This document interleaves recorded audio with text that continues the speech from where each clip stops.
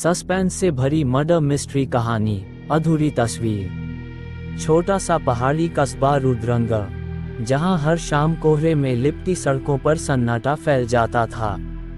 यहां के लोग जल्दी घर लौटते, क्योंकि अंधेरे के साथ कई अनकही कहानियां जाग उठती थीं। एक दिन सुबह कस्बे के मशहूर आर्टिस्ट रागिनी वर्मा की लाश उसके घर के स्टूडियो में मिली। दरवाजा अंदर से बंद था, खिड़कियां भी बंद, कोई निशान नहीं, बस उसके हाथ में फटी हुई एक आधी तस्वीर थी, जिस पर एक अजनबी चेहरा अधूरा बना हुआ था। पुलिस इंस्पेक्टर राजेश मिश्रा ने मामले को संभाला। रागिनी का नाम पूरे जिले में मशहूर था। उसकी अचानक हुई मौत ने पूरे कस्बे को हिला दिया था। तफ्तीश में सबसे पहले शक गया 3 लोगों पर। पहला मनीष, जो रागिनी का पुराना दोस्त और कभी प्रेमी था। दूसरी प्रियंका, जो रागिनी की स्टूडेंट थी और जो उसकी सफलता से जलती थी। तीसरा दीपक मल्होत्रा, जो स्थानीय बिल्डर था और रागिनी से उसकी जमीन खरीदना चाहता था। इंस्पेक्टर राजेश ने तीनों से पूछताछ शुरू की। मनीष ने कहा, हमारा अब कोई रिश्ता नहीं था, मैं दिल्ली में था। प्रियंका ने जवाब दिया, मैं तो उस दिन अपनी मां के साथ अस्पताल में थी। दीपक ने बोला, मैं तो सौदा तय करने ही वाला था, मुझे उसकी मौत से क्या फायदा। लेकिन इंस्पेक्टर राजेश को तसल्ली नहीं हुई। सबसे ज्यादा रहस्यमयी थी वह आधी तस्वीर। तस्वीर में बनी आधी शक्ल किसी पुरुष की थी। गहरी आंखें, सख्त जबड़ा, पर नाम का कोई सुराग नहीं। पोस्टमार्टम रिपोर्ट से चौंकाने वाला सच सामने आया। रागिनी की मौत जहर से हुई थी। किसी ने धीरे धीरे काम करने वाला जहर उसके चाय में मिलाया था। घर में जब्त की गई चाय के प्याले से वही जहर मिला। इंस्पेक्टर राजेश ने सोचा, अगर दरवाजा अंदर से बंद था, तो जहर चाय में डालने वाला अंदर कैसे आया और बाहर कैसे गया। उन्होंने रागिनी के घर के पीछे छोटी सी टूटी खिड़की पर ध्यान दिया। यह इतनी छोटी थी कि कोई बच्चा या पतला इंसान ही निकल सकता था। तफ्तीश आगे बढ़ी तो रागिनी के मोबाइल में आखिरी कॉल प्रियंका का मिला। बातचीत बस 20 सेकंड की थी।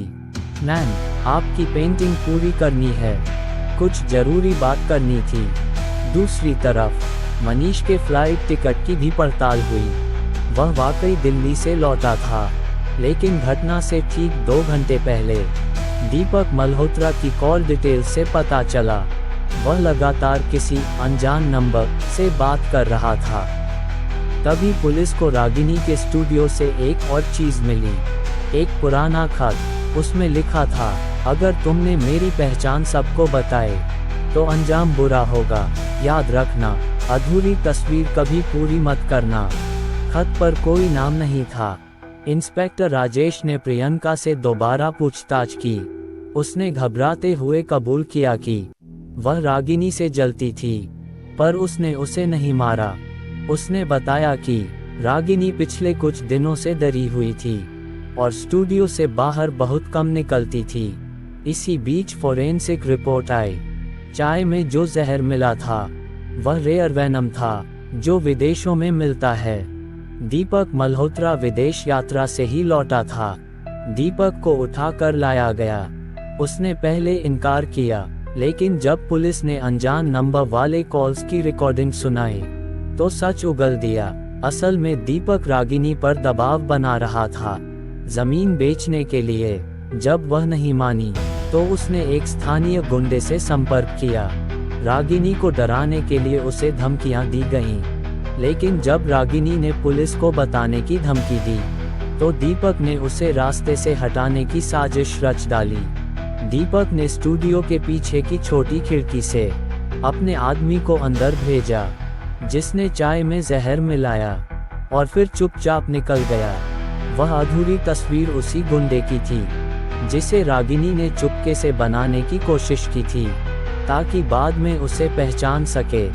लेकिन किस्मत ने उसे मौका नहीं दिया। दीपक और उसके साथी को गिरफ्तार कर लिया गया। रुद्रंगा फिर से शांत हो गया, लेकिन रागिनी की मौत की 30 लोगों के दिलों में रह गई। रागिनी की आखिरी अधूरी तस्वीर को अब उसकी याद में स्टूडियो में संभाल कर रखा गया। उस तस्वीर को देखकर हर कोई बस यही कहता, कभी कभी अधूरी चीजें भी एक पूरी कहानी कह जाती हैं।